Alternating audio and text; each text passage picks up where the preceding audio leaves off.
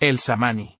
En la selva peruana, donde los árboles se elevaban hacia el cielo y la vida bullía en cada rincón, vivía el samani, un animal misterioso y escurridizo. Su pelaje marrón oscuro con rayas blancas se confundía perfectamente con el suelo de la selva, y su ausencia de cola lo hacía aún más enigmático. Durante el día, el samani se escondía en un profundo hueco en el suelo, esperando pacientemente la noche para salir a buscar alimento. Yuca, semillas de palta, shapaja, pacay y otros frutos de la selva eran su comida favorita. Pero el samani era cauteloso, y si la luna llena iluminaba la noche, esperaba pacientemente a que se ocultara para poder salir sin ser visto.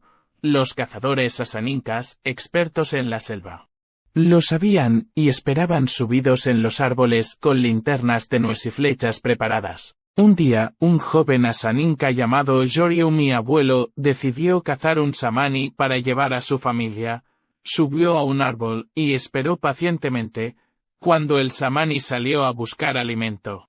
Yoryu lo alumbró con su linterna y lo cazó con una flecha certera. Al llevar el samani a su casa, las mujeres asanincas lo pelaron y ahumaron para comer durante varios días. El samani fue el centro de la alimentación de la familia.